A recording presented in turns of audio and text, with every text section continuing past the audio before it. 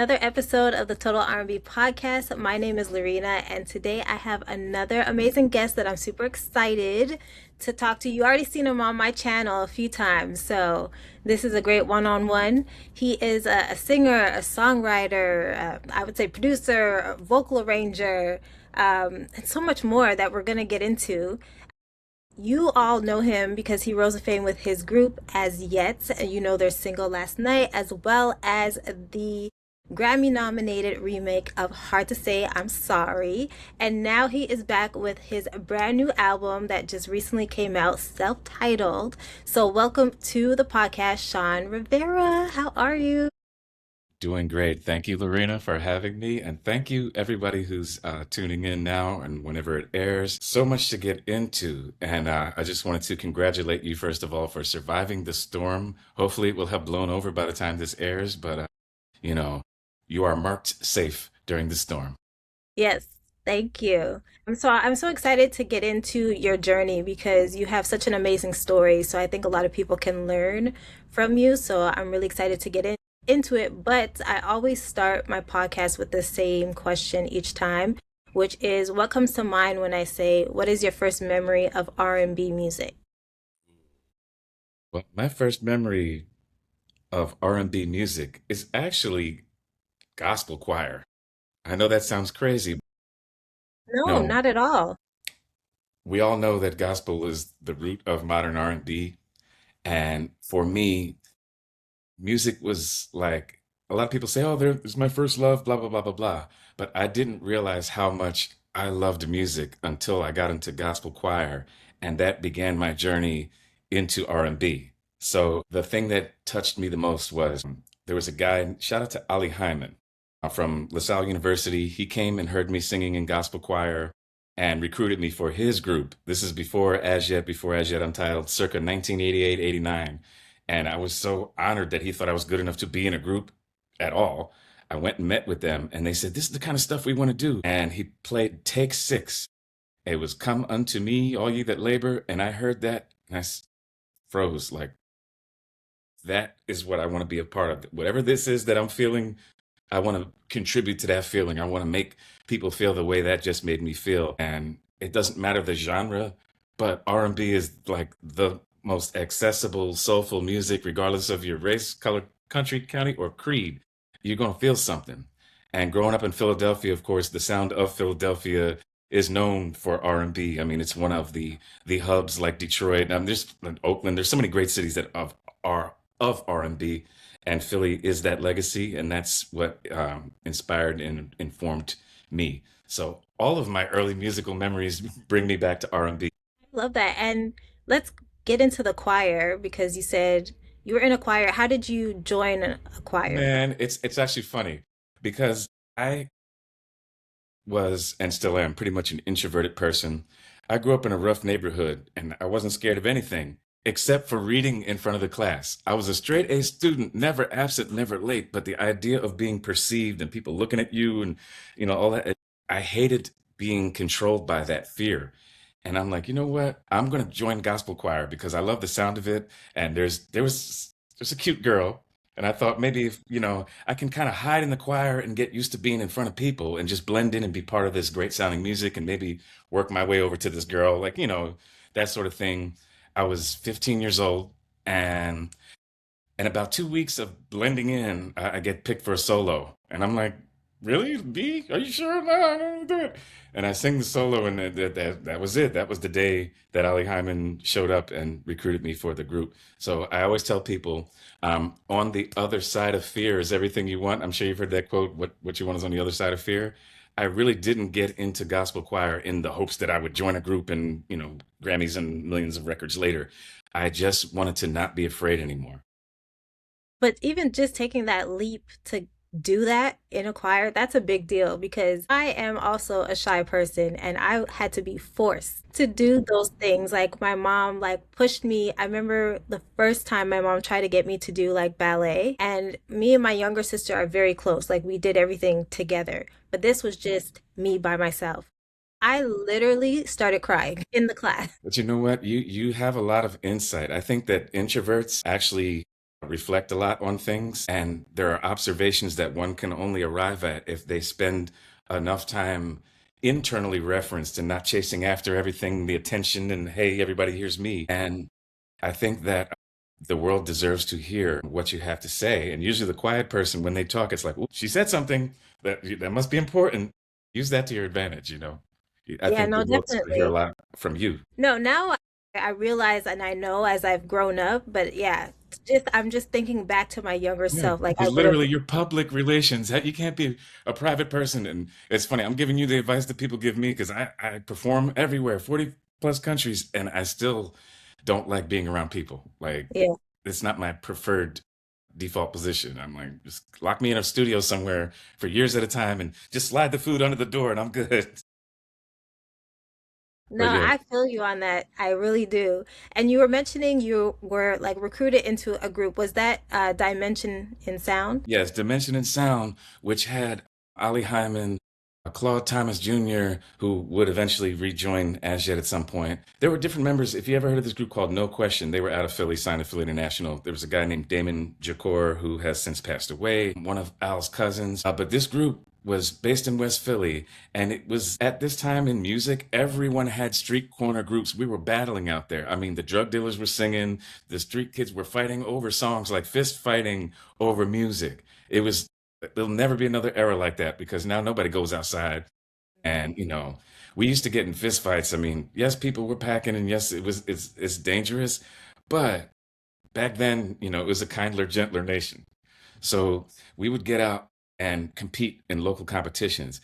And the thing was, with Dimension and Sound, there were other members in other groups that were lead singers or part of other groups. And then I wound up meeting Dion Allen, who had his own group called Devious and Dangerous.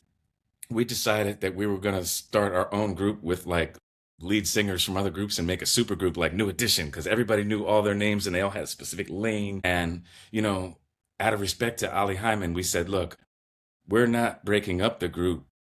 You gave the group a name, so he kept his brand and he kept going with Dimension and Sound, and then we started a new group. We weren't going to like take the name from him and run with it, but we actually sang, rapped, danced, find our own clothes, choreography, the whole thing. Like, and people were thinking, you got to pick one thing. How are you going to sing and rap?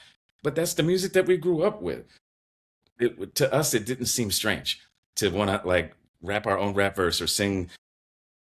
Everybody sang Take Six or Boys to Men or a Commission, a Jodeci. You know, like they were one generation ahead of us. Well, 4 years is a generation when you're a teenager. So Yeah.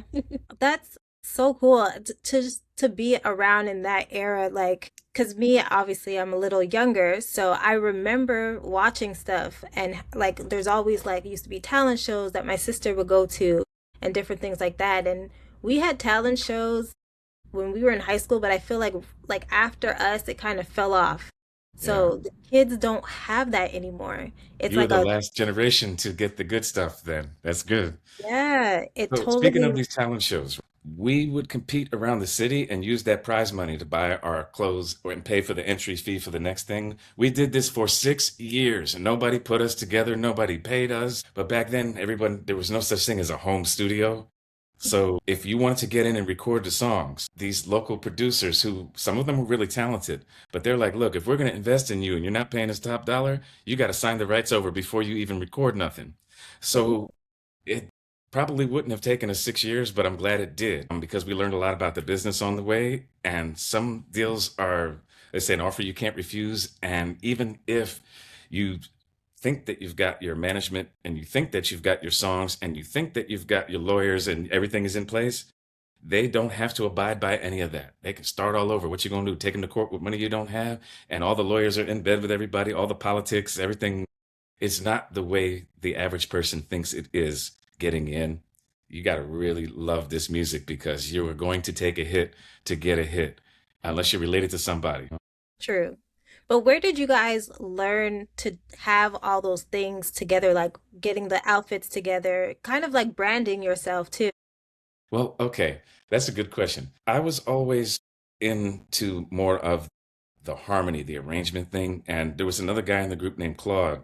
Thomas, and he played piano, and he actually showed me how to arrange on like a two-track. Like we used to have a double cassette, so we listen to the radio, and you'd make a bounce and then copy that into another one. He says, "Look, well, if you plug a mic in, you can sing along with what's playing on the tape and record that to the second tape, and then you take that tape out and stick it into the first one, and then put the other tape over there, and then keep layering, layering, layering. But every time you do a layer, the tape gets a little warped, and you have to match the key to the new tape. So you would start on a lower key, so that when it ends on the fifth tape, it'd be like a half or two steps higher by the end." Like that was my first introduction to studio work. And my mom had bought me a keyboard. I studied piano in grade school, but it was Catholic school with like beat your hand with the ruler for not arching your hands right. Like I used to play along with the TV and like, whatever the commercials come on and try to do my little try to copy what I hear. I just thought it was normal. I thought everybody had an instinct for music, and I was sorely mistaken. Listening to Take Six specifically, like there are a lot of other groups that have great harmony, but I would recreate the music like just by ear, like because I was legally blind. That's a whole other thing. I couldn't see 6 inches past my face, and you couldn't let nobody know you couldn't see out in the neighborhood I grew up in. So I never wore glasses. And my mother, thank goodness that she gave me a lot of survival skills. That being said, I wound up getting a full scholarship to University of the Arts for jazz voice. When University of the Arts is like they only at that time only accepted 4 people per major, full scholarship. I'm competing with people who've sight read and, trained their whole lives. And somehow I got an open slot. And that was before the record deal. And it was a wonderful experience. It's like that movie Fame or like, that sort of thing, where you're like in a little arts community of people who are all so creative. And I think that you learn the most by listening, just listening and observing. When someone tells me to listen to their music, I want to close my eyes and get into the world of it. I don't want to talk over it. I want to hear it from beginning to end. But usually in the first 4 bars, I can tell, nah, never mind. I mean, it's kind of like if you are in touch with music, it will be in touch with you. And Okay. as long as, we leave enough space for the harmony and not suck up all of the space, the oxygen, sometimes the silence is the best sound ever. Now, that's true. But that's so interesting for you to be legally blind, but then does that I feel like that helped when it comes to you kind of like hearing certain things when you are arranging and in a group setting choosing or letting people know like okay, you sing this, you sing that because I feel like you hear music differently. Definitely. And the hardest thing, like, I rarely go out because even to this day, I've had surgeries on both eyes, ocular implants put in, not just like the LASIK and those things, radiokeratotomy, you name it, to get to a point where, for my age, I can see better than most people because most people in their 50s are just starting to get glasses. And because I was so used to not being able to see, my brain doesn't process as much visual information as most people. Now it's just too much coming in. Like I had to wear sunglasses when I had the surgery. I wore sunglasses for years because I'm like, it's distracting, it's too much stuff. So when it came to the hearing, it was more about survival. So if you're listening to hear the sound of someone in distress, or listening to tell a person's age range, background, personal details, there are certain things that give them away. And to this day, I feel like they're telling me to my face exactly what they've been through. And some people may be great actor or vocal actors, but Hmm. sincerity you cannot fake. So I think it's more of like an instinctual survival than something that you can train your ear to hear more pitches. And if you learn the terminology for the chords, you'll be able to explain them to other people. And I think Hmm. where I suffered the most was sight reading. So a lot of I had to memorize every song, every single song. Like I've worked with bands where you can just give them the chart. They've never heard the song, but because they can see far enough from the keyboard, they can just play a brand new song first time out. And I'm like, nope, I need to live with it for like days, weeks, and months to where I know this thing inside and out in every key. So I'm willing to do the extra work to make up for the lost time. Never knew that at all. So yeah, that's amazing. But then also too, it kind of just makes sense now when I hear you talk about, putting certain songs together. I'm like, I get it. I get it. So going from there, how did you all then get signed? Because you said you had different deals, but Yes, then we had I don't different know who deals. signed to the face. The version of the group that people know and love that's on the album cover was not the group that got signed to LaFace, meaning that there were 5 of us always, and when we were 4, we went to find a fifth because that was our signature sound as a group. And the group that wound up signing to LaFace after 6 years, we had sent demos around. I'd gotten my scholarship and I I'd walked away because I'm like, you know what? How often do you get a once in a lifetime opportunity to get a full scholarship? And I love music. I'm like, you know what? And then we get a call from California saying, look, man, we heard the demo and we don't know who does what, but if you change anything, we can always put a group together, but we like what we heard. So basically, we came to the attention of Babyface's mother-in-law and her son. Tracy's mom, who's since deceased, and her son, Michael, they got wind of our music through a friend in Philadelphia, Mark Coleman, and Maurice Wiltshire, who produced some of the music on the demo. They had sent it out to California, and a Guitar Center. Back in the day, they would make copies at Guitar Center, like you'd make copies of your demo if you knew somebody, save some money or whatever, right? So this, Rodney Higgs was making a copy of our demo and it was playing, and Michael McCorn walks past and says, "What is that? Who are those guys?" And next thing you know, Babyface was in DC doing this performance called Rally on the River. No, this is Border Babies. Border Babies benefit concert with El DeBarge, After Seven, and Babyface. And Jacqueline McCorn says, "Look, we want you guys to come down and sing. Like this is if you can get there." We all crammed up in a little car, drive from Philly to DC. I've never been to DC before. We're going down there to sing for Babyface.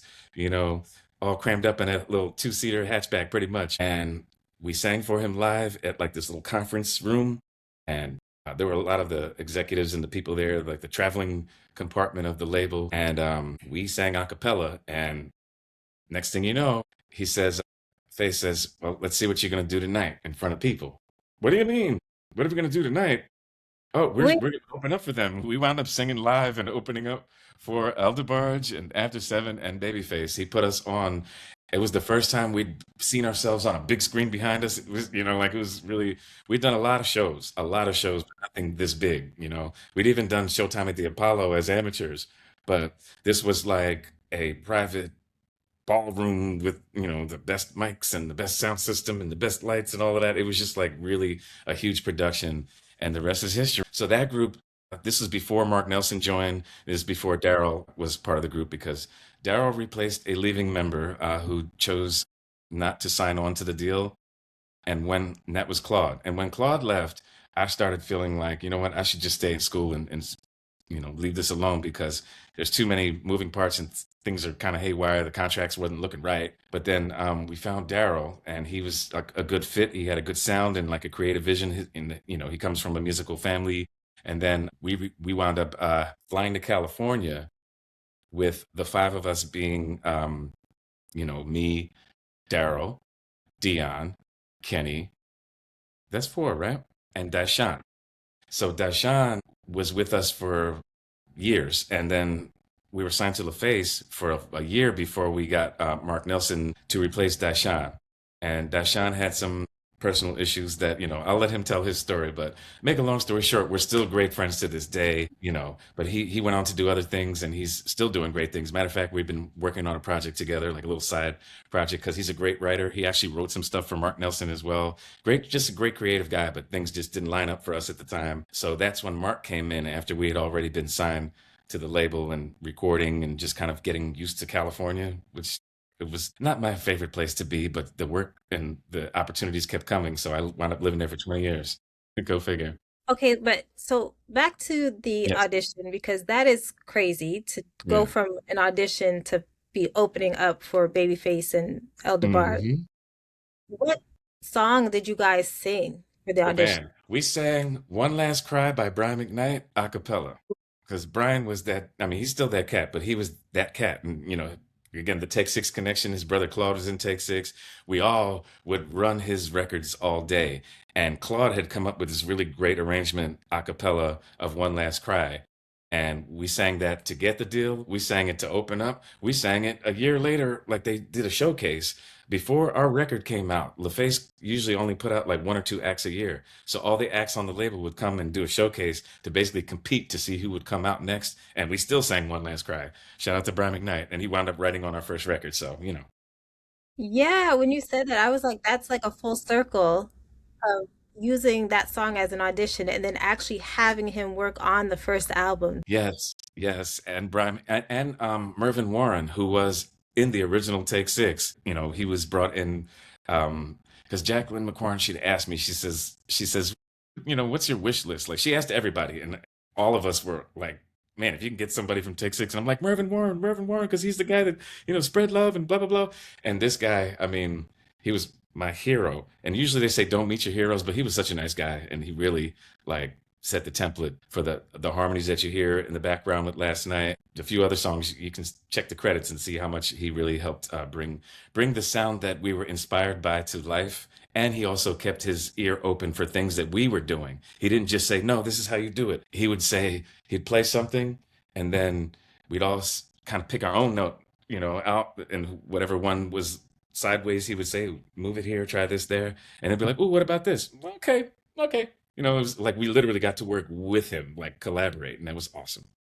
All that No, from just being a bunch of kids that with a dream and clue as to what we were about to get into. no, that's really good to have that experience, especially on a debut album, because you hear a lot of stories where the artist doesn't really get to collaborate. They're kind of just told. Yeah. And to be specific, there are times when you have to do what you're told. And there's Yeah. no time to get all the answers, especially for someone like me. I'll always have one more question, right? And I'm sure I got on their nerves, and sure we all got on their nerves because it's all new to us. We're trying to figure it out. So learned the best way to learn is to sit in the corner quietly like a fly on the wall. They forget you're there and you just watch it happen. It's like being a little private camera. Like I'd be over the engineer's shoulder, breathing down his neck would be distracting, right? But if I just sit back and say, okay, what is program is he using? Oh, what is he clicking on? What are those knobs? And just let me try to see if I can come away from this with something. The other thing is back to the dream. Like Dion was the one who, he said, man, if we can get on the face, we didn't have an address for, but he spoke that into existence the same way that I was stuck on Take Six. He was stuck on Babyface, and we wound up. So teamwork make the dream work. Yeah. That's awesome. And I want to ask because, like I told you when we were on halftime chat, when we were reviewing the Mm. album, it's such a good album. Like all these years later, it's so, so good. And I know a lot of people love that album also. Could you share like how that process was in the studio if you have any like memories that you really, All right. So on a technical level, like a day-to-day process inside and out, we would get a demo that Babyface sang himself on a cassette, one take, and it sounded great. Like the music was a skeleton version of what you hear, basically like the rough rhythm and the keys, but it was enough that you already knew there's something about this that it's going to be a hit. Like Last Night, all the songs that he wrote, we'd get the demo maybe a couple of days ahead of time when then we would live with it amongst ourselves. Then when we show up, he would go down the line of each of us and say, okay, let me hear you sing this part. And then you sang it once or twice, and he said, get in.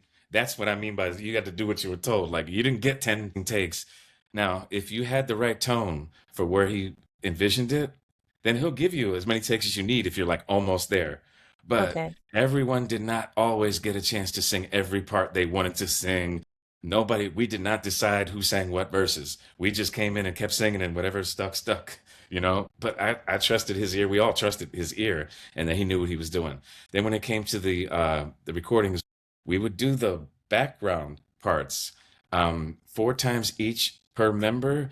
So that's 20 tracks of backgrounds. No auto tune. There's no such thing. Well, I'm sure somebody had it, but we didn't have Yeah. auto tune back then. So you did, let's say, 2 full voice takes and 2 whispery takes. Or then sometimes me and Kenny would double the bass because his voice was deeper, but mine was brighter. Or our pronunciations together made something. Or Dion would double Mark's parts because his voice is really trebly and Dion's was a little more hazy. So we would mix and match, which meant that we had to learn more than one person's note.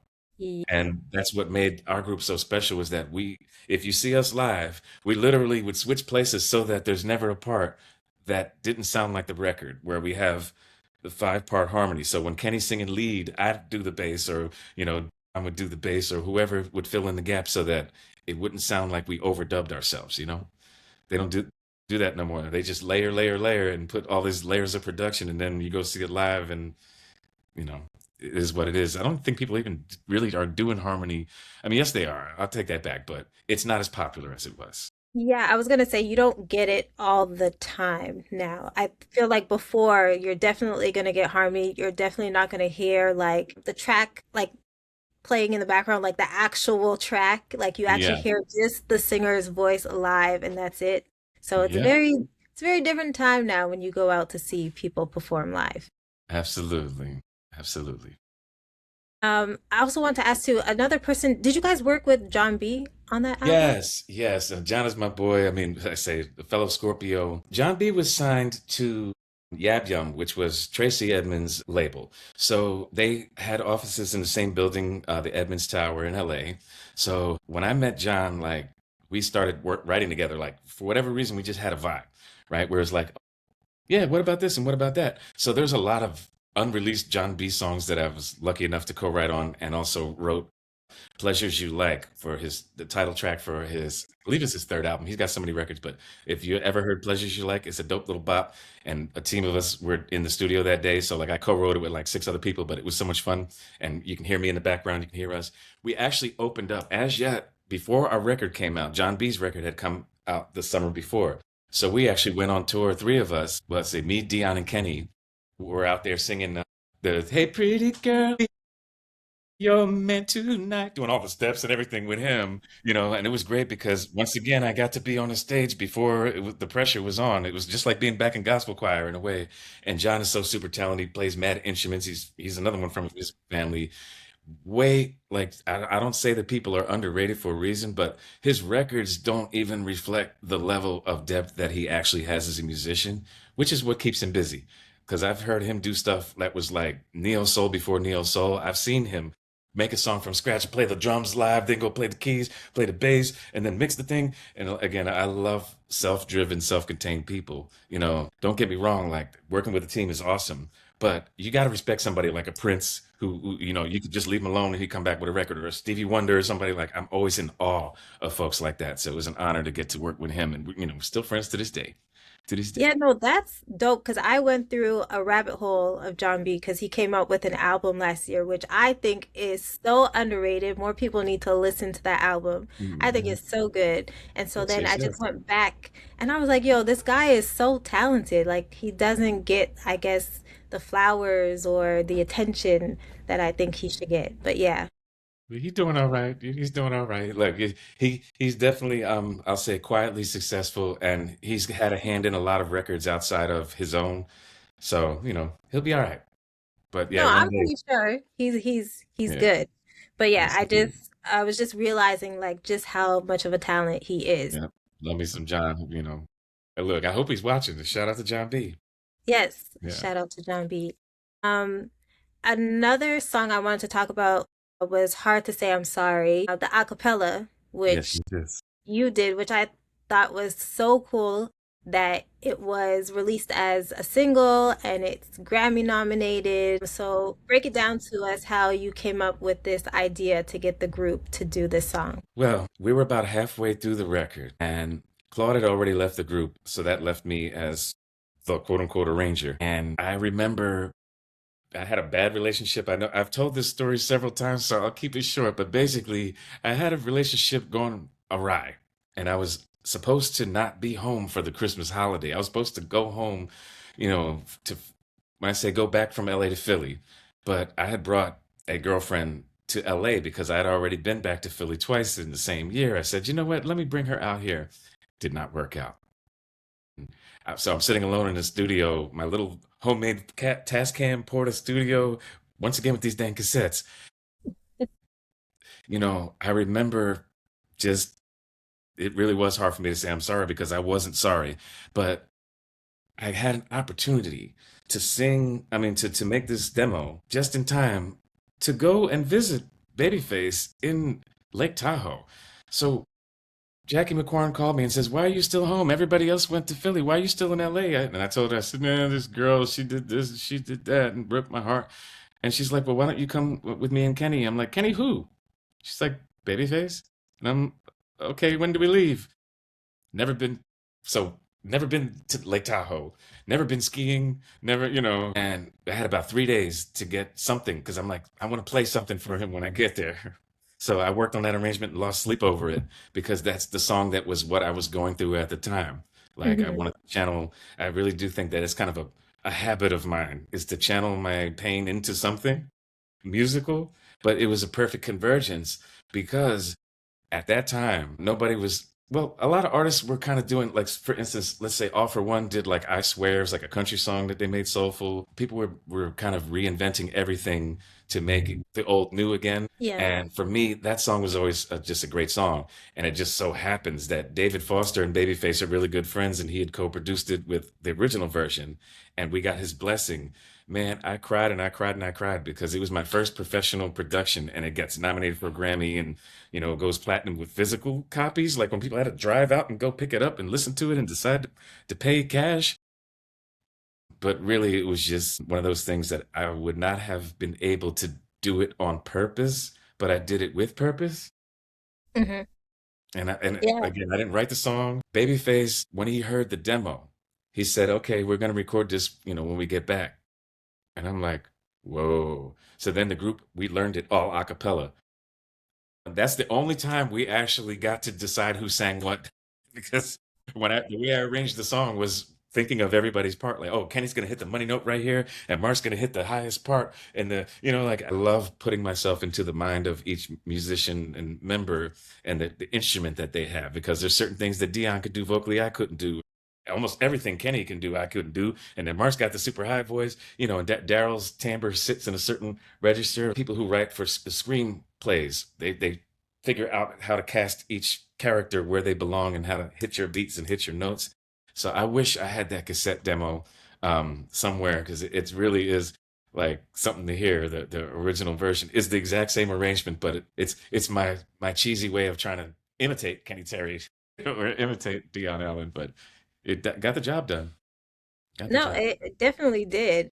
And I think that just goes back to what we were saying before, like with you having just that air, like the vision that you have and what you're like hearing to put that all together. I think that's such an amazing gift that you have. Unfortunately, it doesn't pay well. I mean, this sounds crazy, right? But if you have lots of great ideas on how to make other people's music better, most of the time you wind up helping other people get paid, because if they wrote the song, they're getting the publishing, right? And you get a production fee if you pretty much either own the studio, or you produce the track from scratch yourself and the actual sound recording is used. But for someone like me who knows how to put a band together or put the right people in the right room and guide these sorts of things, there's only a handful of people that are still doing that anymore. And I say, like Quincy Jones, he gets a production fee.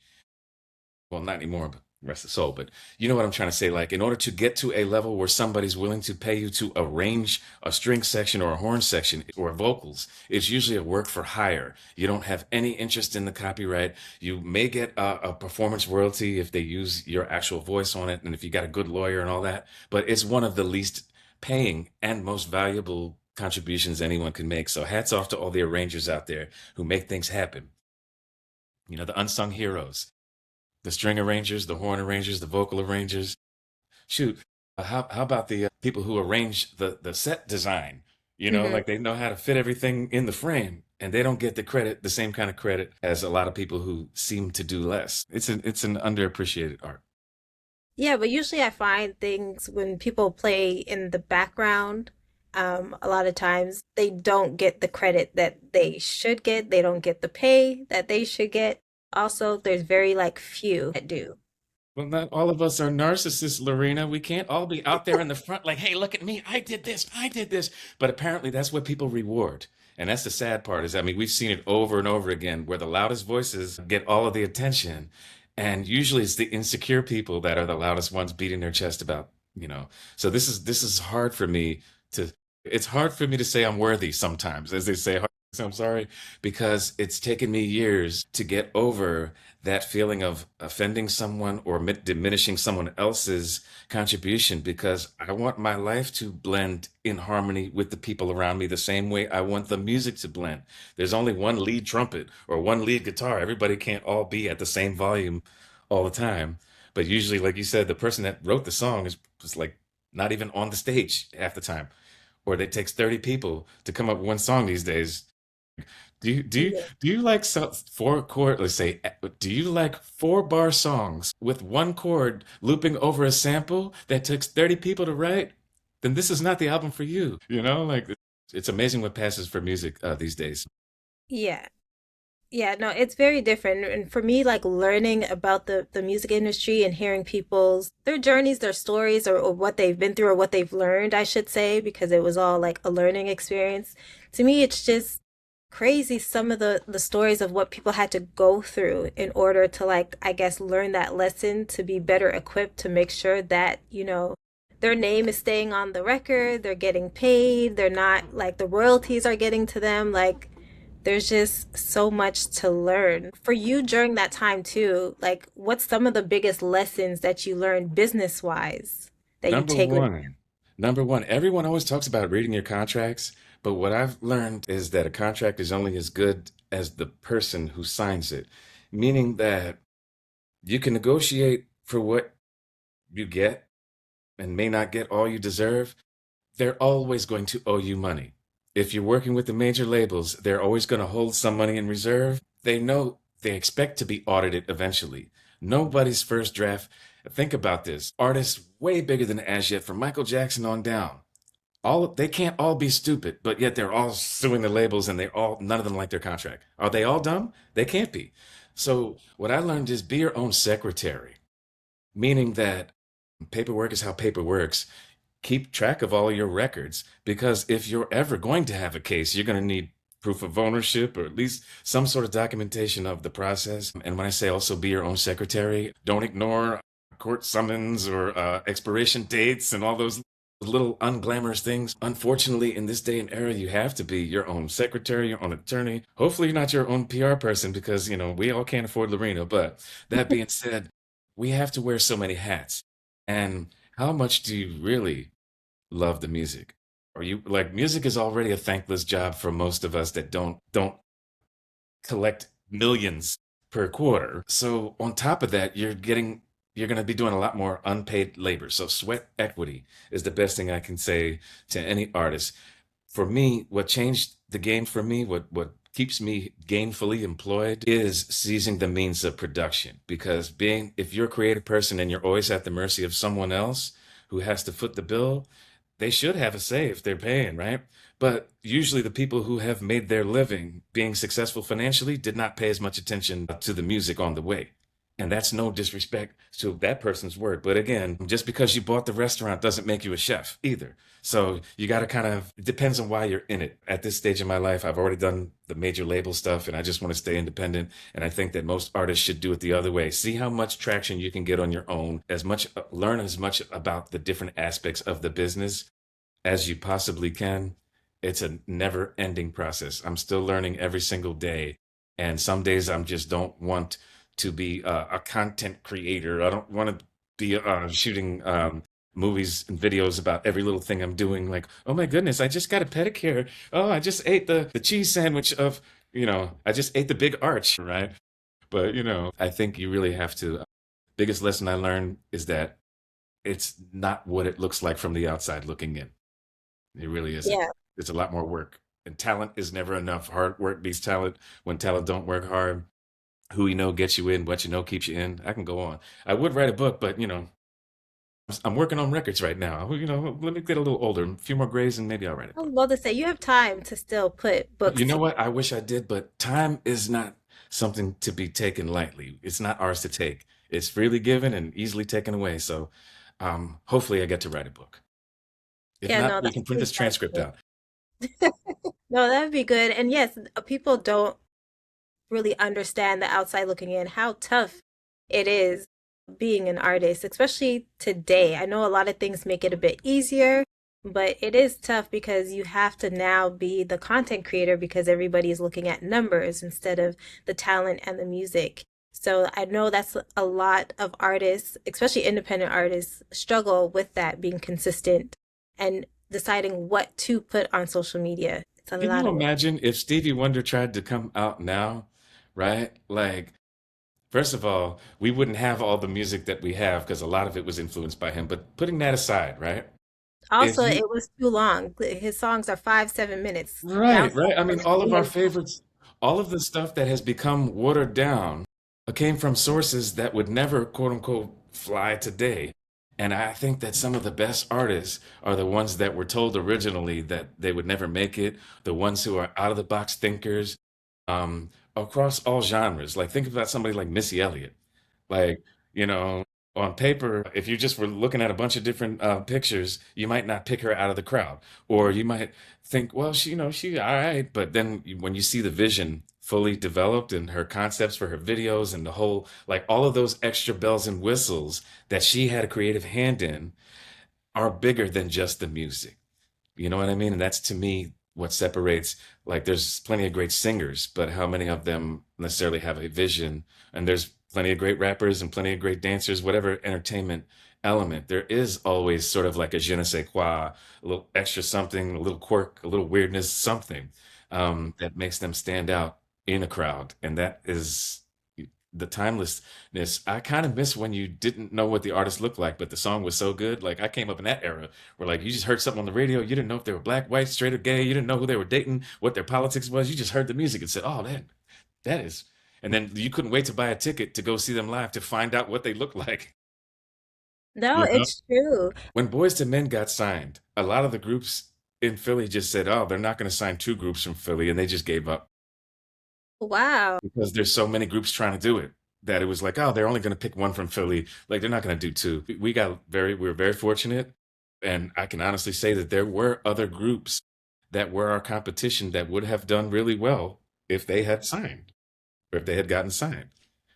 So the places that appreciated us the most were places that only had one station, one channel, or one region in one area, and that was the best feeling ever, the best feeling to be able to connect with people all over the world. So you would tape these things, you like VHS, like it was a bootleg, like you gotta, Yeah. yeah, man, it's a Yeah, beautiful. like I remember being a kid, I would literally watch those like VHS tapes and so I could like watch Janet Jackson's music videos and Michael Jackson and Mariah Carey and whoever else was playing. Some of them are all the songs that I shouldn't have been listening to, like Silk and stuff like that as a kid, but Like them, it them, was there. them boys, they almost as nasty as yet with them lyrics. Listen, I didn't know what I was saying, but it was good Your music. Honor, I did not know how young she was. No, I'm kidding, but seriously, we they had us doing a lot of high school shows and like Nickelodeon. You can find all this stuff online, and I looking back on it now, I don't think I'm glad we didn't have the internet because it just seems weird. Somebody's telling you, okay, look, this high school just had a contest for you guys to come and we're thinking we're gonna sign autographs and maybe sing like Hard to Say I'm Sorry, but they requested last night and then we're like, and then they say, okay, tell you what, you can change the lyrics to last night I was in love with you. And I'm like, but they're still kids. Like, but again, your management already agreed to the thing. You don't know really what you're going to do till you get there because Yeah. basically it's the same setup every time. And then so we sing the clean version. Everyone loves it. The parents thank us. And then we're heading to the van and we hear them singing the dirty lyrics back to us. I'm like, so you were one of them kids. Oh, man. And Listen, now it yeah, they're telling us that I had my first kid to that song, and I'm like, thanks, you're welcome, or I'm sorry, I don't know how the kid turned out. Yeah, but that's the thing too. Like I just looking back, like I was singing a lot of songs I probably shouldn't have been singing and listening to, but I didn't obviously really understand what I was singing until years later when you like listen back and you're like, this is what the song is about, or this is what But they you were know what saying. though? That is a testament in our case to Babyface's writing. One of the things that I love about his writing to this day is that he wrote things that had multiple meanings layered and tucked in, and art should have different meanings to different listeners if it's universal. Nowadays, they telling you exactly what it is in graphic detail with nothing left to the imagination, every body part itemized and listed and displayed, zoomed in on. And it kind of takes away the magic of it all. I mean, like some stuff should just be between you and your lady or you and your man or whatever. But nowadays, everything is so vulgar and like over the top and in your face that it leaves no room to the imagination. No, It is not what it at is. all. So that is another thing too. I think because it was just covered, you didn't really know especially as a young person, you didn't really know what you were singing. It's only like when you're older and you understand, you know, what the song is actually about, you get it, and you're just like, wow, that's what I was singing. But I will say that you brought that back with your new album.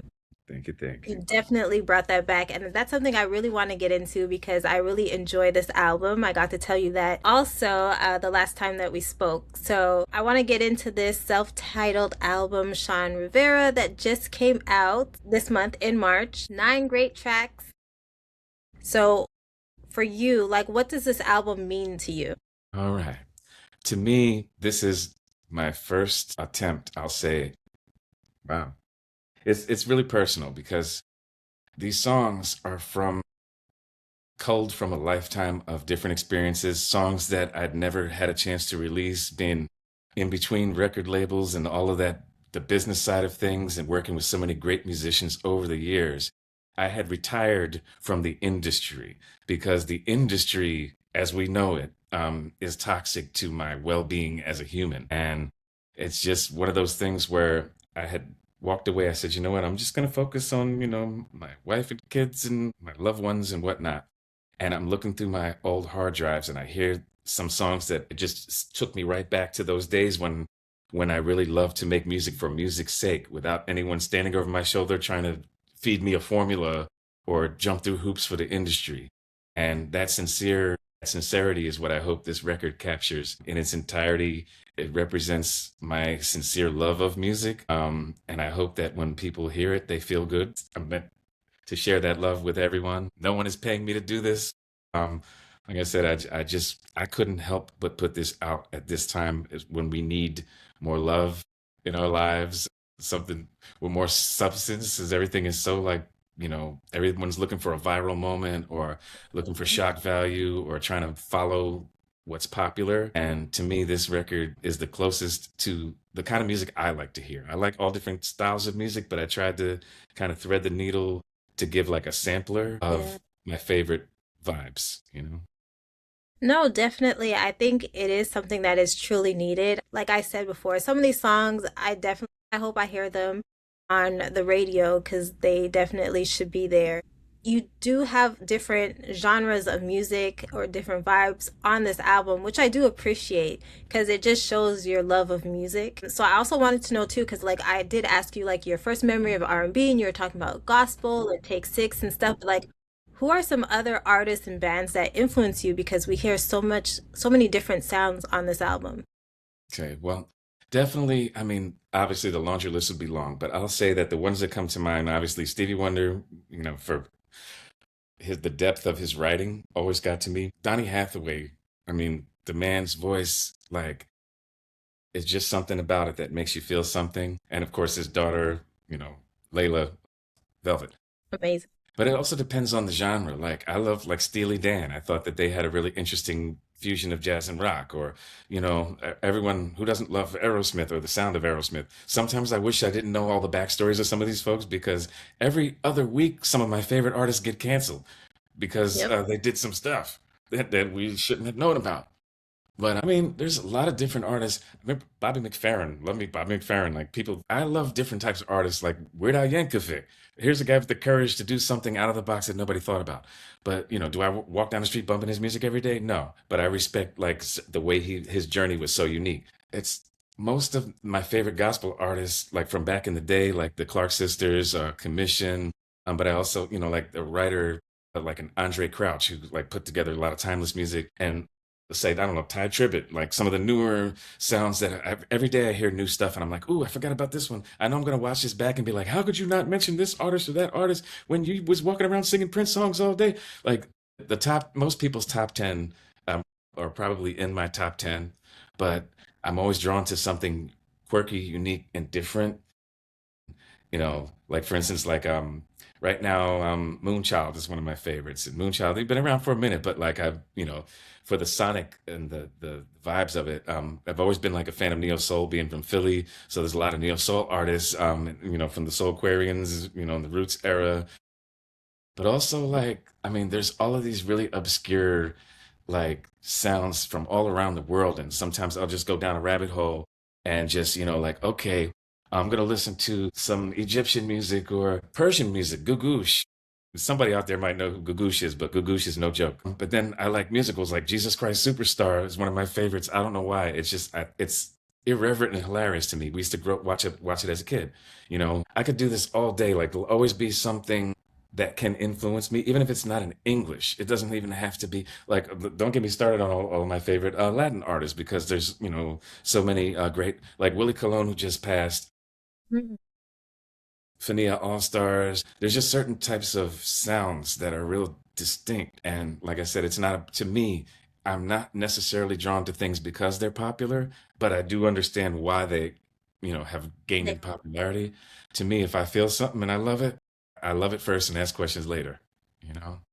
So Yeah, I know I probably forgot so many people that I'm like, how did I not mention that artist? yeah, but it's It made hard sense. to mention everybody, especially if you listen to so many different genres of music and people from different parts of the world.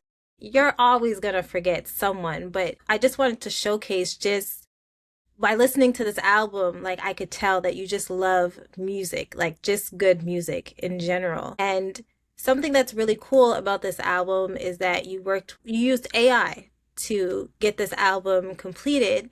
And I want to talk about that because there's so much controversy with AI now with how people are using it. So some people see one thing because of course negativity is always getting pushed to the forefront. So I want to talk about how did you use AI to help you put this album together? Yeah, well, first of all, I was reluctant in the beginning because a friend of mine, who I'm working with on a totally unrelated project, he's got a film coming out, an animated feature. He had asked me to use AI to create a voice for him for one of his characters. Now, I've done voiceovers my whole life, but this particular one, he says, he wanted a song that he wants Damian Marley to star in this thing. And he's like, I didn't want to do like a patois kind of thing. And he said he wanted an AI generated voice. Are you sure? So I started messing around with it just because, again, this is a project that I'm being paid to work on and I love the script. It's a great thing. And I started messing around with it. And the deeper I got into it, I understood right away, wait a minute. The problems that people have with AI are valid, but there's so much more to AI than just people typing in prompts and generating a song. So for my album, it is not an AI generated album. All of the songs were fully written and fully performed and fully recorded with live music with actual humans. However, these are from demos and older recordings from like 20 plus years ago. Some of the masters were lost, some of the copies were copies of copies. For one reason or another, the idea wasn't as polished as it could be, or there was political situations with labels that don't exist, you name it. There was always one new excuse why these songs never came out. So once I saw firsthand that AI could also be used to remix, to reimagine a song, and it feeds off of what you put into it, and you can control how much influence the responses you get. For instance, let's say that you write your own story, but you use spell check. The spell check didn't write the script for you. That's a whole different thing than using Chat GPT and typing, write me a blockbuster novel. You know what I mean? Like, so the bulk of this music, all of it was made years before AI even started. But once I got around my initial resistance, I realized, wait a minute. You mean to tell me that I don't have to go and track down every musician and buy every single plugin and because I love collecting gear and things, but I'd go broke trying to chase after a sound that usually, like, let's say, you want the best microphone and you want the best keyboard sound and you want the best guitar sound. So when I use the AI, it would give me like results that I'm like, okay, well, I like this part. I like the way it reinterpreted the bass line. It added a couple licks that I like. It was just, to me, it was just no different than when I'm working with live musicians where you let the track run and they give you different options to choose from. And then you pick the best ones and rearrange that. So even after I used AI, I went back, and took some of those results and integrated some of the old vocals that I could separate from the stems with the new music. And it's the original key. And it was as close as I'd ever heard to the vision that I had in my head from the beginning. So in my case, I think that there are a lot of other artists that I'm hearing about who are of my generation who are seeing the same benefits where like they've always been a writer, but they didn't have the access to the best equipment, or they had it's hard to find a singer who can pull off what you hear in your head. So they'll play it on a horn or on a keyboard and then put the syllables to the lyrics to match the melody on the keyboard. Now you don't have to go and wine and dine somebody and meet with the parents and get them to sign a contract and then just to do one song. And a lot of other artists are using it to pitch songs for other artists. Like, let's say I want to write a song for Justin Bieber. You know what? I can write something in his style and generate a voice. I never, I don't even think you can like type in an artist's name and get an artist back. Never done it for that. However, let's say you want something that sounds like a neo soul version of a song. You can take a country song and turn it into a neo soul song. I've turned some of my songs into country songs. I've done all sorts of things like when you really start experimenting with it. And where the law stands with it now is that you own what you brought in, and there's no guarantee that what you get back doesn't necessarily resemble somebody else's work that they may have a case for. So I hope that when people listen to this record, they're going to know that, this is like a sincerely unique thing. It doesn't sound like a bunch of robots or formulaic four chord songs that somebody just threw together. It's not slop. Humans are making enough slop already. We don't need any robot generated slop.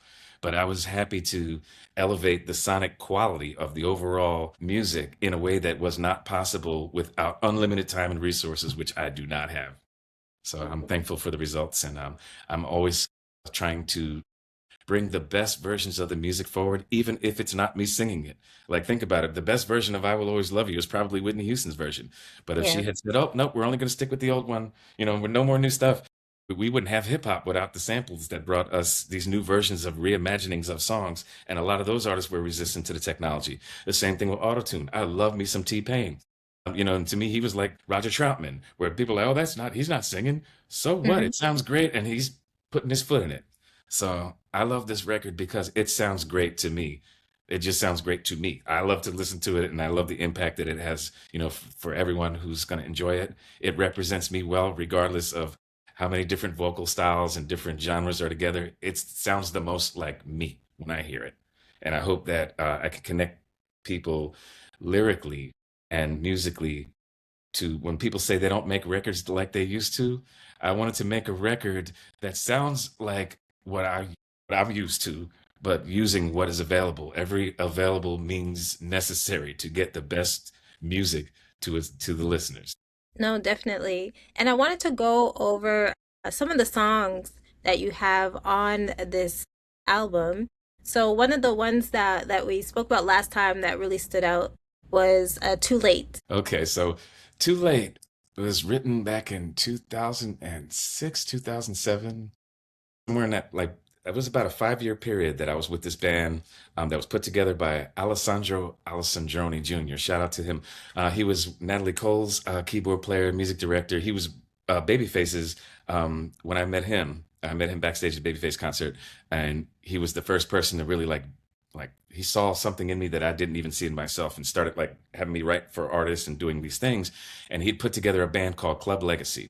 That whole band, we became all great friends, and they all played something on this record. But Too Late specifically was a piano track. It started as just a piano track that Alex had played, and he sent it to me in an MP3. Like, he just played it to the metronome. And when I heard it, I said, "Whoa, I got an idea for this." And I had written like just a vocal with the harmony and Okay. no drums, no nothing. And I'd sat on it because it was a great demo. Like, and the recording sounded nice, but I wanted to hear how it would sound with the band that's no longer together. And since I'd already finished these other songs that had the same band on it, I went to the AI, and when I put my vocal with the piano and chose which instruments I wanted and the breakdowns and the different, instructions that you give it and how much of the original influence and blase blase, a few days and a few dozen takes later with a lot of minutia. It's like painting an airplane with a Q-tip. When you are doing your own writing, your own editing, your own mixing, your own mastering. And I'm not saying that I'm the best at it, but from far away you can't tell it was painted with a Q-tip. And the more you look, you're like, oh, a mix is never done; it's only abandoned. But this song was coming from this place where, you know, when you don't want to let somebody go, but it's over. you know it's over, but you just want to get your last lick in.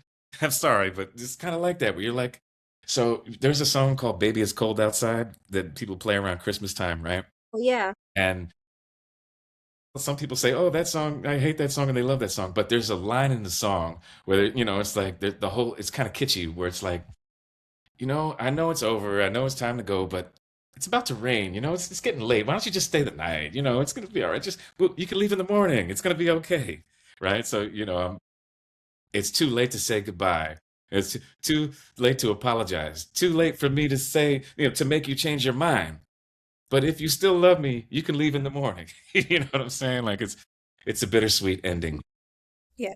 I really had fun with that song, and I love every time I hear it. I just think about, you know, a smoky room or a video like a speakeasy. It's got a very vintage, Yeah. sexy feel to it, you know. And we're Yeah, no, working I on do a video for that. envision like a speakeasy, like it's kind of like dark, Yeah, like well, I'm, a juke joint or something. I don't know. Hey, but yeah.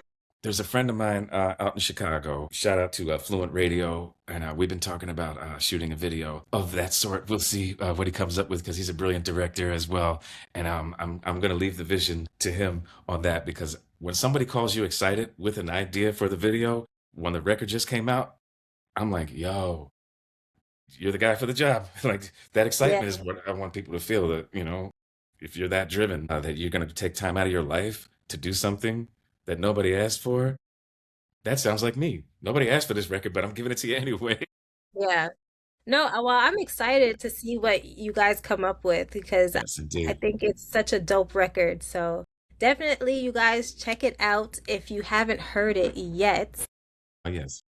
Wherever, any DSPs, YouTube also. So definitely check that out. Another one I like is the one that opened the record, Hardworking Lady. That is my jam. Yes, indeed. Well, shout out to Will Brock. So, Will Brock, we went to University of the Arts together. He's also one of our Philadelphia neo soul producers.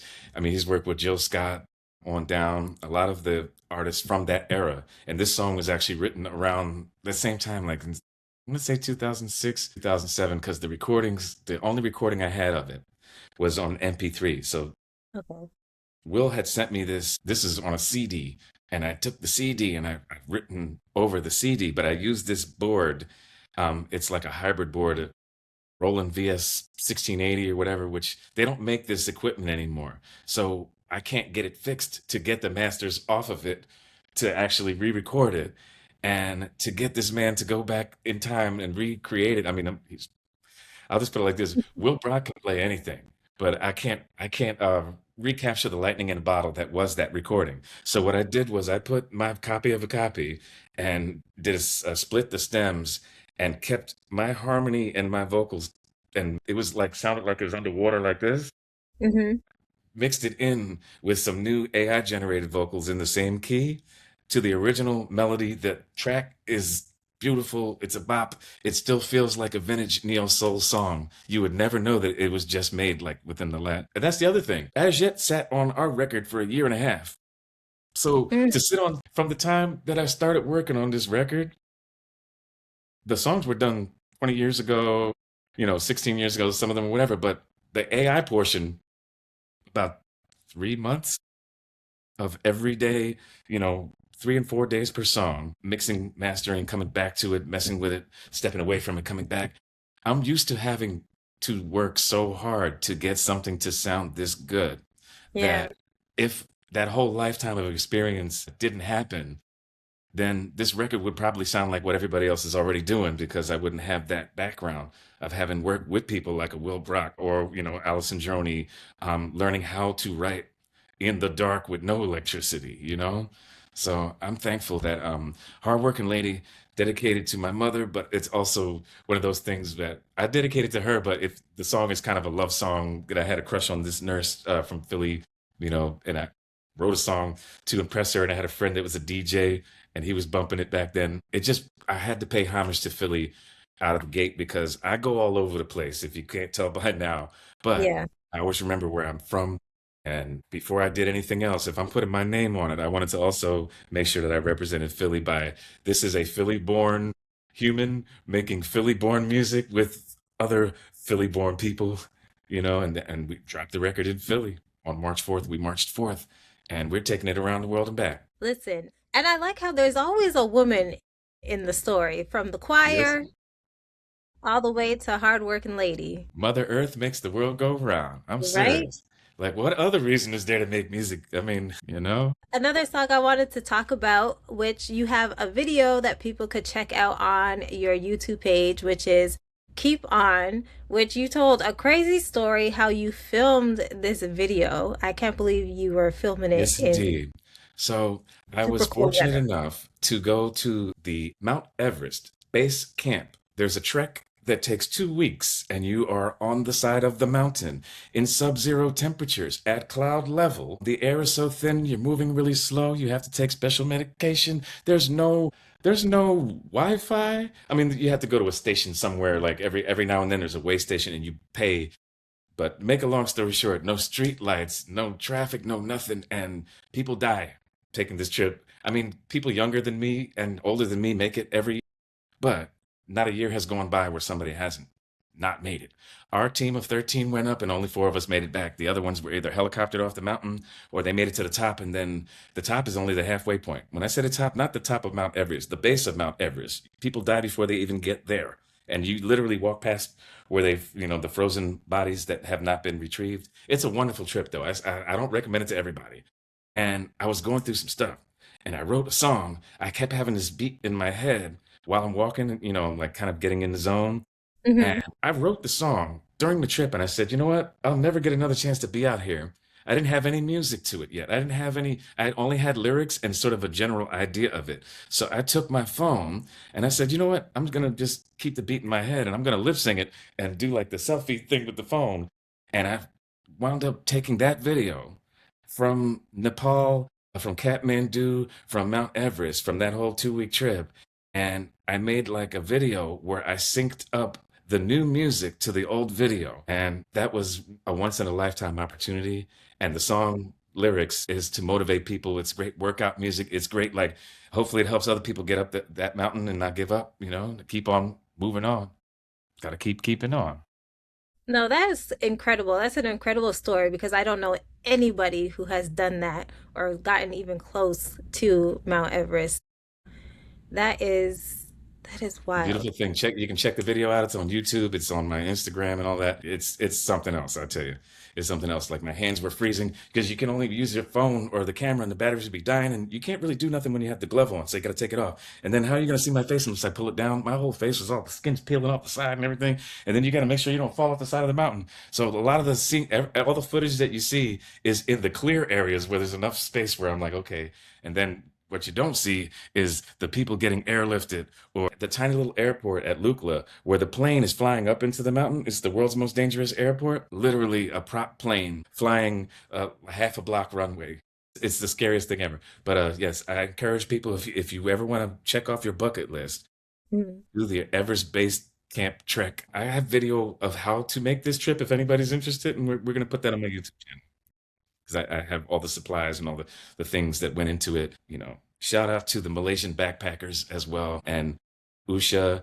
There was a whole team of people that made that possible. And of course, my ex-wife, it was a birthday present to me for my 44th birthday. But, I am thankful for having had that experience. Yeah, no, that's really cool. So definitely check out his YouTube channel to get all that information if you are interested in doing something like that.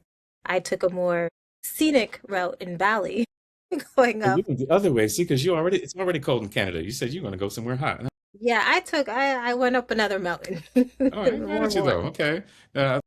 Bali is nice. I'd rather be on the mountainside in Bali than be down with all the tourists at the bottom. Seriously. Yeah, no, honestly, I didn't. I did like I went to two different areas, and the first part was real like touristy, and I was like, Yeah. But then we went and we stayed with a family, and it was more like countryside, and Yeah. that was more Yeah. That's relaxed. my steez. Give me the kampung, give me the roadside, give me the home cooked food and nature. Yeah, it was beautiful. But yeah, I went that way. I don't know if I could go in the cold. So yeah, but it's still an amazing experience that you got to have, and we get to see some of it, a little bit of it in the video. So definitely check it out. Another song that I wanted to talk about was Heart of Stone, Goodbye. I told you last time, I really, really like that song. I thought it was a great idea to put that too as the last song on the album. And talking about like making you feel something, I feel like this song definitely does that. This is song is all the songs are about personal experiences, but this particular one, shout out to John Cody Illical. So he's a producer friend of mine who lived in my same apartment complex. I heard him playing some tracks from outside, and I was like, "Ooh!" I knew he was producing because I could hear the metronome, and I kept hearing him rewind. And I said, "Oh, you know what? Normally I keep to myself, but I knocked on his door and I'm glad I did because we started collaborating together. We wrote a whole bunch of stuff together. But I had gone through a bad relationship once again with the women, I tell you. And it's all my fault. It's always my fault because I chose her. She just said yes. At the time, things didn't go so well. And I had a lot of time to think about it. And John Cody was the man. He had my back when things were, when I was in a dark place, and the music that we did together helped bring me back up on my feet again. So I'll never forget it.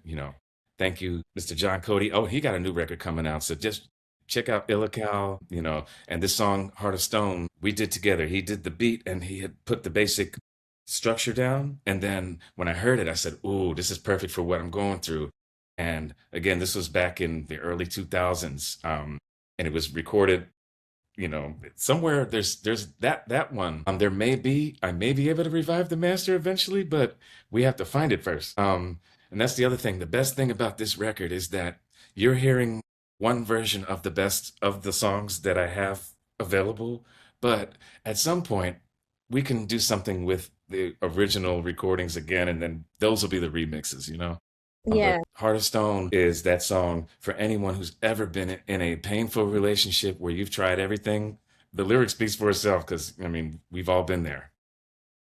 We've all been there. Definitely. Definitely. But this album as a whole, like even though it's different genres that are coming together, like it blends so well. It's not like you're not gonna listen to it and be like it's all over the place. Like it goes so well. The songs are so good. The songwriting, so good. Something that I really do miss. So definitely everybody please check it out. Tell a friend to tell a friend because it is good music that's out there. So yeah. I also wanted to talk about because you had another project that you did. I think it's called Cage Bird Songs. Oh, yes, yes.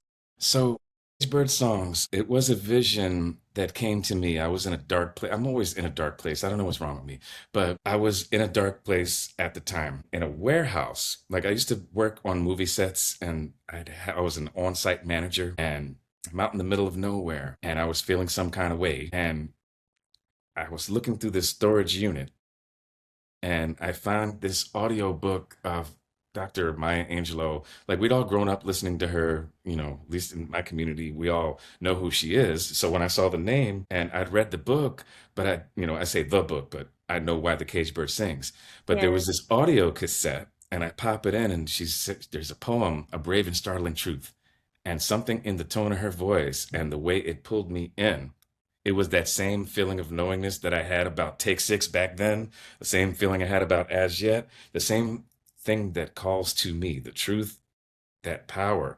And I wanted to share that same message that took me out of a dark place to bring it to a younger generation. Now, at that time, again, this was 2000. The same band, a lot of the same people that played on this record played on this Maya Angelou project. It's called Cage Bird Songs.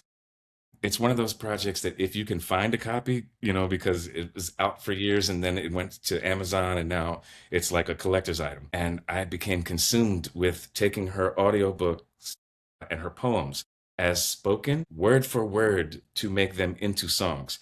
Now, a lot of people have done work inspired by her or sampled her into their music, but I wanted Maya to be the star of her own record, like she was when she did the Calypso albums or any other record that, because she's been known as a Yeah. performer of many sorts. So for me to get out of the way of that while elevating it and bringing together the musicians and the sounds. So it started as me writing melodies to her poems, word for word.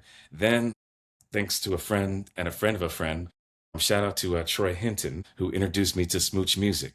And Troy Hinton, he put me in touch with the team that made the legal side of things happen, the business side of things happen, because I have ideas that are way bigger than my budget. And I had no idea. I just wanted to keep going. So Yeah. I played some of my rough demos for some of my bandmates, like Simone and Alex and these guys, and they played with everybody from Quincy Jones on down. And next thing you know, they're like, "We'll do it." I'm like, "I don't have any money." "No, we'll do it." They just wanted to be a part of it. So I wound up, thanks to Troy hooking me up, with his people, being able to get everyone paid, at least union scale, double scale. Hmm. Even the ones that weren't in the union still got union scale to perform, to be reimbursed. As opposed to people playing for the money, they did it for free and didn't get paid for set until like 7 years later. So we had to keep up with the rate of inflation, but it was totally worth it because it was never about the money. You know what I mean? And No, of course. I could believe it, but I couldn't believe that that idea that started as just like this wanting to pay homage kind of thing, sincere effort. Next thing you know, I'm sitting next to Dr. Angelo, and she's telling me how much she loved the project, and she offered and recorded new music for the project. We went to her house with a little cassette recorder, well, the dictaphone. It was on a SD card and a little Okay. camera, and she would just go and like she would get command uh, the room with her oratorial skills and tell stories and just like drop jewels and wisdom, and then she would sing a little bit, and we'd just catch it all. It was just the most amazing thing. Thank you, Dr. Angelo, and the family, the estate, the family, the village of folks who it's such a life-changing thing when you realize the gravity of what you do and how insignificant we are in the grand scheme of things, but also how important we are. It's very humbling. I'm thankful to still be here breathing. That Cagebird songs, it really was a turning point for me when I realized, you know what? One shouldn't, I'm not going to focus so much on my problems anymore. Because music is always what has gotten me through. It's never been about me.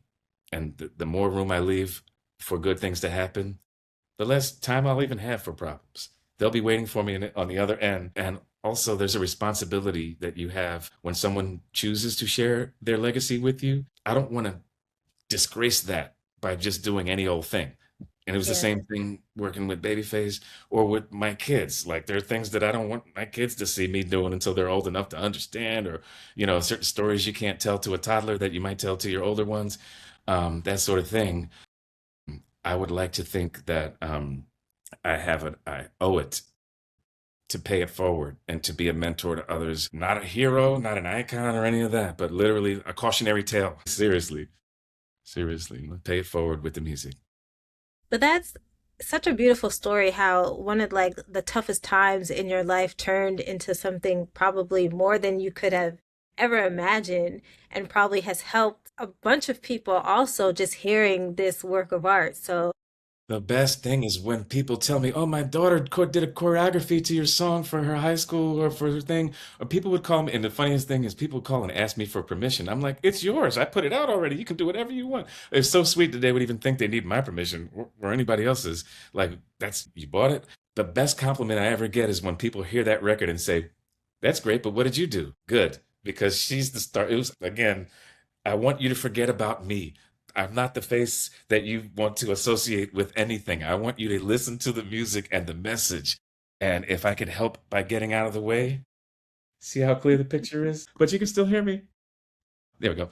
Hey, anywho, no, that's yes, I can be silly sometimes, but I do take this seriously. I don't take myself too seriously, but I really do understand that there's a gravity to being an unwilling. I did not choose this, it chose me, and I just follow it wherever it takes me, and I trust it more now because, like you said, I could not have dreamed that things would turn out the way they did. Yet, in spite of my biggest doubts, here we are. So I'm going to trust the process wherever it leads. And I'm getting more in tune with feeling my way through wherever it is I'm supposed to go. So I don't know what's next, but I got some plans, but we'll see. Life is what happens while we're making other plans, right? of course. And I know life is always lifing, but when Hmm. it comes to music, your music career, are you having fun now? Like, has the fun come back into creating music? Yes, this is going to sound how it's going to sound, but I'm having so much fun since retirement that I've never been more productive because music is meant to be played. And now that I'm doing it for fun, I say fun and profit instead of fun or profit. Okay. And also, the kinds of things that I'm immersed in are important to me and are also providing opportunities for other people. It's not just like, hey, look at me, I can sing. I'm looking at the bands, the musicians, I'm looking at the market to see what's not there, as opposed to trying to follow it. I'm like, you know what? What do I want to hear? What do my friends like to hear? What, the sincerity, I want to work with people who I want to be around Hmm. because anyone can chase down somebody famous and say, hey, check my song out, please do it. Or let my friend got a cousin that got a friend that got a cousin. Or I can buy some ad time and just put something out and it could just go viral because it's all you see all day.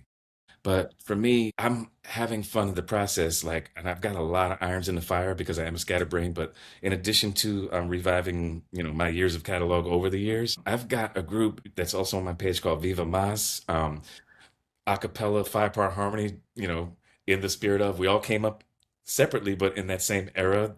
So I love like returning to my roots in a different way. So, that project is phenomenal. I mean, there's a few songs online now, but we've got a few more that are for the next iteration, the next generation. I just finished writing a song with for a jazz project that I'm excited about, but again, I don't want to give away the story. That the next. See, on the last interview, I was told, take your time, don't give up on the record, like just take your time and promote it, right? And my thing is, if it's timeless, there's never a wrong time. It's always going to be there. And I will promote it from now until the day. I'm still promoting As Yet record from 20, 30 years ago. I'm still promoting Maya Angelou's record from 2014. I'll be promoting Viva Mas. I'll be promoting Shawn Rivera. There's no need to put a timeline on something that is timeless. So that being said, I'm excited about what has been and what will be. No, that's good. Also, too, I think it's more so I find newer artists, I guess, I don't know if it's the artists themselves or it's their team that will have them like, no, you gotta do this, you gotta do this. And it's like, Yeah, you know what? There's some truth to the fact that some people do give up on their promotion too soon, right? Because they'll think that because they didn't go viral right away, this must not be good, yeah. And I'm not really an externally referenced person like Hmm. that. Like, it's great when people love the music. For me, when I'm writing the songs, I'm already crying. When I'm listening to the beat and I'm listening to the drums, I'm having fun. I'm in I say a party of one, as they say, right? Then Yeah. when it comes out and I see, oh, I'm not the only one that likes this kind of music. That's great. But then there are people who or go on the other way around, where like they always have an excuse not to put something out because they don't have enough of a budget or they don't have a following or they think because they don't have all the bells and whistles that they wind up doing nothing at all and everything in between. So there's Hmm. definitely something, and the newer artists, because it's a lot of competition, you know. It's a lot of competition. A lot of people don't look out for each other. They don't support each other's art. For instance, just today I was put on a chart, R&B chart with a shout out to Rashad Ali. Um, I'm like, I made it to number 2. You know how many hot artists he got on there? And the funny thing is, the week before, my algorithm recommended me this cat named Lavelle. I'm like, who's Lavelle? Let me push play. And then Hmm. when I heard the jam, I said, oh man, they knew I would like this. And then I see his name ahead of mine. You know what? I'm posting it. And I post his song because I want more music like that. I don't care who makes it. Just keep it coming, Lavelle. Yeah. I want to hear more. Let's go on tour together. Let's go to Germany. You know what I'm saying? Like this, we need to build a vibe. I mean, that's how it was with the Soulquarians. That's how it was with the Boys to Men era. We went on tour with Drew Hill and 112 and all them. Like why tear down your contemporaries? We could be a team. We could launch a tour together. I don't care whose name is bigger on the flyer. You know what I'm saying? Let the lawyers and the business people work that stuff out, and we'll be there to double check it. But at the end of the day, if there is any ego I have left, it is that I would love to be associated with talented people. Is that too much to ask? To be like, when you think of me, think of somebody else who's got more talent. Nice. I got to ride the bench on the winning team as opposed to like, oh, I did everything myself. Look at me, you know? Yeah. So I think that these young artists could really grow and learn from each other if they weren't as, say, territorial and adversarial to each other. Like everything's about beefing with each other and trying to one up each other and all that other stuff. I'm like, that ain't for me. No, that's true. I was just thinking about that because you were just saying like, collaboration and being on tour. And I still see artists from the 90s, they will get together and all be on a tour together. But then I'm thinking like newer artists, you don't see that. It's still the same, like just one headline and one opener, and that's it. And the crazy part is they all sound alike anyway. Like, I'm sorry, I'm not gonna drop my No, name. not all of them, we know, But but you there know what I is mean. a, There's a certain subset of artists yeah, who you could swap them out and most people wouldn't even notice. But yeah, the only way they can distinguish themselves is by, I don't know, what they're wearing or what they're singing about. really, they kind of dress alike too, I to feel be you. honest. I'm with you on that. And the thing is, I get it. I get it because I see people used to think that, for instance, we came up listening to, let's say, Luther Vandross and Stevie Wonder, um, and super artists like the Michael Jacksons and the Princes, and now they give people super props if they can play one instrument or they can actually sing without autotune. It's like, oh my goodness! Or you wrote your own lyrics with 30 other people. I don't care if you all you do is show up and sing. Whitney didn't write her songs either, but she made you feel something, right? Yeah. Now you got a team. It takes a team of 30 people in the marketing department and all this stuff, and it's such a curated, Hmm. polished situation that's great. It's just like anything else. You can go to the mom and pop restaurant up the street and get better food than McDonald's, but McDonald's is that corporate image that people would love to have their music on a McDonald's commercial, but don't want to eat at McDonald's. So Yeah. look, I would love for them to play my song in an elevator, but I don't make elevator music. But I've heard some of As Jet's music in the Walmart, and I'll go, hey, yeah, it's like because we did You're the Inspiration over too. Like Hard to Say I'm Sorry got us to do another song with Peter, and a lot of people don't know about this, but Peter Cetera recut You're the Inspiration with As Jet on it, and it plays in Walmarts across America. I'm like, hey. Like Oh, now, wow. yeah, it's a beautiful thing. I'm like 2.2 tenths of a fraction of a cent divided by five after taxes later. I'm still thankful. You got to be grateful for everything. You gotta love to do it because if you're waiting for the money, you're gonna have to rip somebody off. You're gonna have to crap on your friends. I'm serious. This is why people want to take all the credit. That's why you got Chad Hugo suing Pharrell, and you always hear these stories, right? I wasn't there when they wrote the stuff. All I know is if they were all in the room together and they were known to create together, just break the bread and keep it moving. So Yeah. everybody on this record, by the way, everyone on this album that I put out now and the things that I'm working on, if we played on the record together, we're splitting evenly. Even though I'm technically the only one who wrote lyrics, those lyrics wouldn't exist without a song to write to them, right? If I wrote lyrics and melody, that would technically be 50%. But then who's going to play the music? And if someone's playing that beat that made me want to write something, they help me write my part and vice versa. And what's the difference between, say Herbie Hancock playing the keyboard and Alex playing the keyboard or a complete stranger? It's the inspiration. And if artists, this is why bands break up because one guy will be doing all the work and then feeling undervalued, and then the other guys will watch him getting all this money and they ain't getting nothing, and then they fall apart. It takes years for people to figure it out, and by then it's too late because you can't unburn them bridges. So I Yeah. tell all these young artists, if you guys worked together, you would be the machine. You wouldn't need the machine. You would be the machine. We need more look, healthy distractions. Music can be that. Yeah. Sometimes you just want to have fun. Everything ain't got to be all deep and philosophical. Sometimes you just want to have fun. Sometimes you just want to have other relations or activities, just something on in the background while you're cleaning the house, or Yeah. something to lift your spirits, something to sing along to. Or I even don't how you said, like, not taking yourself so serious, just having fun. I'm used to people not understanding me anyway, so the music is an extension of me. So if somebody says I don't get it, I'm like, then you don't get me either. We're cool on that. I don't take it personal. And when they say they like it, I don't take it too personal either because it's like I don't need to be gassed up. I'm not in search of compliments. I really just love it so much that I don't care what nobody else thinks. And one would think that if you really love yourself, you would take that same attitude everywhere you go, where you don't care what they think about you because you know who you are, right? And you keep showing up, and your people will find you. You find your tribe.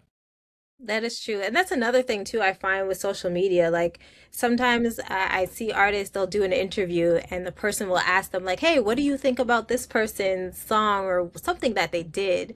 And sometimes an artist will tell the truth, not in a mean way, but just say like, "I wasn't feeling it. I didn't like it." And Oh, then I've that done that gets, to Ash yet. You remember that? I think when we did our interview together, I said which song was my least favorite song because the circumstances leading up to it, most people don't yeah. know. But, I'm not going to tell you not to like it.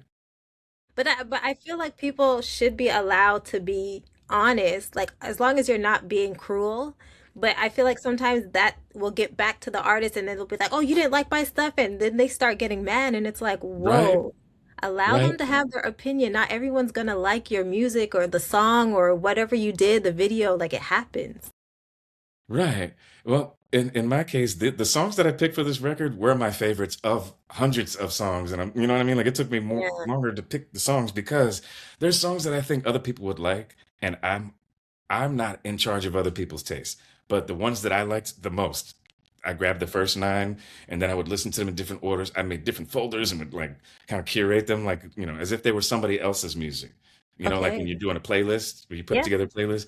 So if I have an end goal here, is to make a world that you can live in musically, where you can get lost in the range of human emotions and maybe unlock some theta waves or some insights or what, like wherever it takes you, enjoy. If it brings you up a little bit, great. Like just I wanted to share that feeling that I get from music and share it sonically with the world. And eventually there'll be enough stuff where it might take hours and hours and hours to get through it all. And thanks in part to AI, I can streamline my production while still working on new projects as opposed to having to spend days, weeks, and hours and months on just one song that's already been written, you know?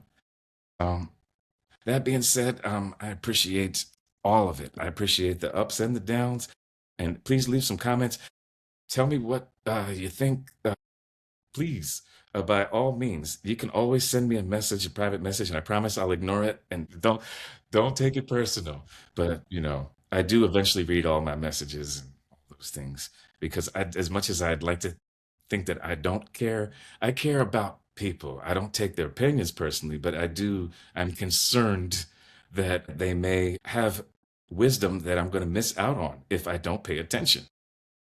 Yeah. But so then where can people follow you and maybe send you a DM if they choose to? Well, you can find me, Shawn Rivera. Instagram, there's a Sean Kurt Rivera. It's got my face on it. It's me. It's the only blue check one. I'm pretty easy to find. However you get to me, if you love YouTube, please, I'm like 150 subscribers short of being able to like monetize my channel. And we've got so much content that it's really much better for YouTube. I just, need to get over the hump there. So anybody who hasn't subscribed yet, just click on it so I can, get my AdSense on and all that good stuff. But click on it because you want to hear some great music, and also click on it because there's so much content and not just me running my mouth all day. There's lots of great things on the channel and things I'm bringing to the channel as we speak. So you can find me wherever finer wine and spirits are sold. I'm that guy on the corner that's singing with his headphones on. You can find me in the club. You can find me on the street. You can find me in your heart. He's everywhere. Yes, indeed. But when you find me, you let me know because I'm still trying to find myself. That dude owes me money. Well, I don't want to take up so much of your time. We already spoke for like over almost 2 hours. Are you But kidding me? Do you know how much? Listen, y'all don't know how much she bills per hour. I'm so lucky to even be able to talk to a publicist right now. See, AI ain't never gonna replace you. but see, we have to do this again because I still have like more questions for you, so we have to do it again. But I'm so thankful that you took time out of your day to talk to me. I can't say it enough. The album, such a good project. So I can't wait to see all the things that you do surrounding the project.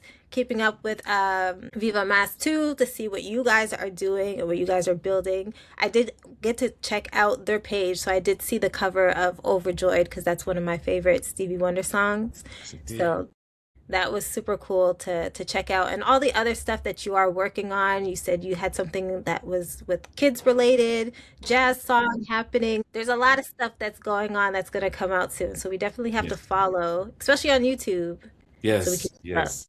Any excuse to catch up with you again, we're doing it. Yes. So I want to thank you so much, everybody that's listening and watching. This is the Total R&B podcast. My name is Loreena. You can find me on Instagram and TikTok at total.rnb and on YouTube at Total R&B podcast. And I will be back with a brand new interview.